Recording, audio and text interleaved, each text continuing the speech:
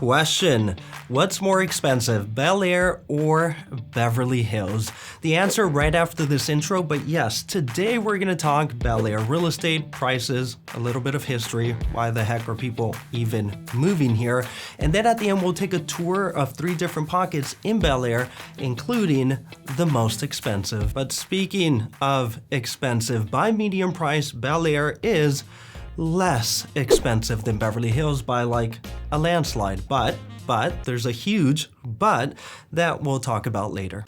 But now for a little bit of Bel Air history. In the early 1920s, Alphonzo Bell bought a bunch of empty hillside land next to Beverly Hills, and then he's pretty much like, I want to bring the countryside to the desert of Los Angeles so that the rich people in Los Angeles don't have to go to the countryside. So he planted thousands of trees, carved out roads, and subdivided 128 of the biggest residential lots in Los Angeles, with some lots selling for about $12,000 or the equivalent of about $200,000 today. And he marketed the area as gentleman estates, which also meant that like not just like any rich person could buy.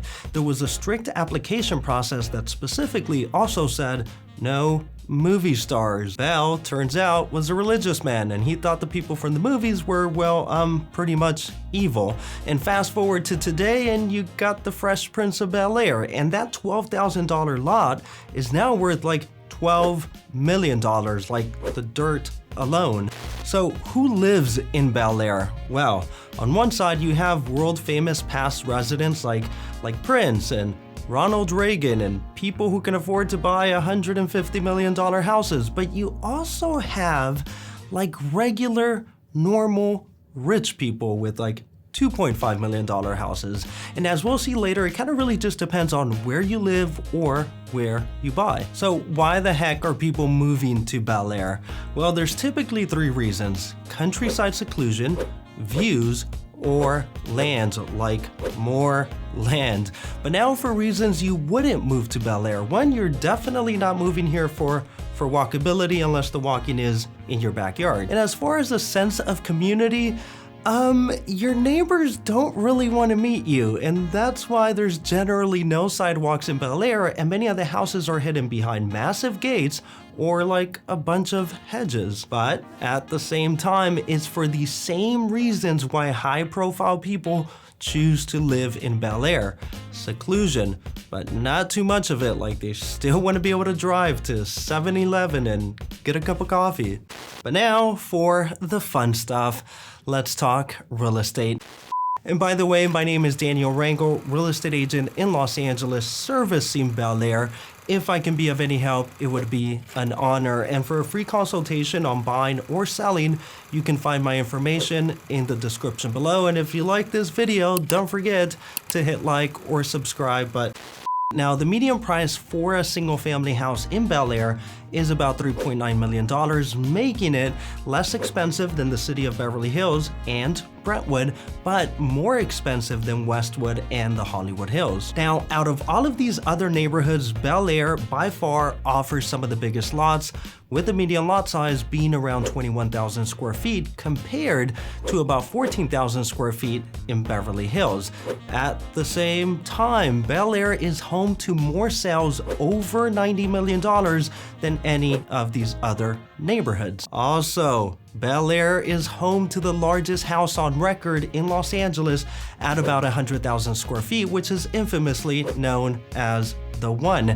And to put that into context, the second biggest house on record in Los Angeles is at half the size at about 50,000 square feet. So why is Bel Air less expensive than the city of Beverly Hills? Because unlike Beverly Hills, Bel Air is like a little bit more economically inclusive, like with rich, poor people. For example, you're typically going to find more houses under $3 million in Bel Air, which brings the median price down. But ultimately, that median price will vary depending on where you live or where you buy, which brings us to the best part of this video: 3 different pockets in Bel Air, the most expensive, my favorite, and the best bang for your buck.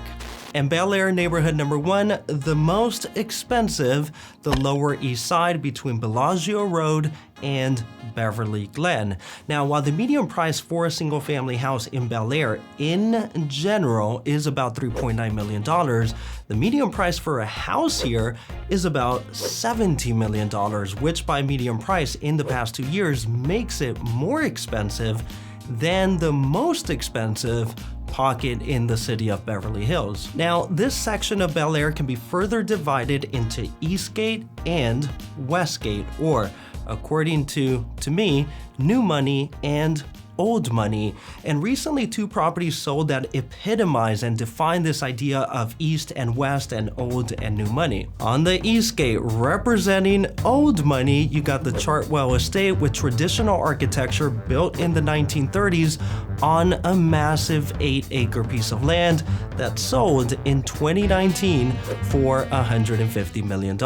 Now, representing new money on the Westgate, you got the infamous The One with ultra-modern architecture up in the hills with massive views screaming, "I've made it." Now, this house sold in 2022 for $141 million. So yes, the east side is more traditional, older houses and more flat or usable land. The west side is more hills, more views, and newer houses. But yeah, it's pretty much like The Great Gatsby with West Egg and East Egg. Bel Air neighborhood number 2, my favorite, the Lower West Side, specifically this section south of Bellagio Road, just right above Sunset Boulevard. Now, one of the reasons this is my favorite is because it has many of the same qualities of the Lower East Side, which are convenient seclusion, views, and big lot sizes, but the median price for a house here is a lot more humane at about $6 million compared to $17 million on the east side. Now, the reason for the lower price is that this area is kind of like a scaled down version of the east side. Instead of 1 acre of land, you get half an acre. Instead of a 12,000 square foot house, you get a 6,000 square foot house. Also, the houses here are a little bit more exposed, closer to like how normal people live, which also means here you might actually get to meet your neighbor one day. But for all this talk of normal people, don't worry. The most expensive house in this area sold for $45 million. So yes, you're not normal, you're still rich. Bel Air neighborhood number 3, the best bang for your buck, Moraga Street on the west side of Bel Air next to the Getty Museum. And here you're gonna find the much lesser known Bel Air Gate, the Moraga Gate, which is kind of like a mini version of the main east and west gates of Bel Air. Now, this is definitely not the least expensive area in Bel Air, but for the price, I think it has a lot to offer. One, it just has like a nice cozy residential feel, kind of like in the movies. Now, you're not really gonna get a whole lot of views here, but you do get some pretty big lots, with the median lot size being around 30,000 square feet. And probably one of the coolest things here is that hiding in this normal seeming residential community is a massive vineyard and winery sitting on like 14 acres of land. It's owned by Rupert Murdoch. He bought it in 2013 for about $23 million, and it's considered his West Coast home.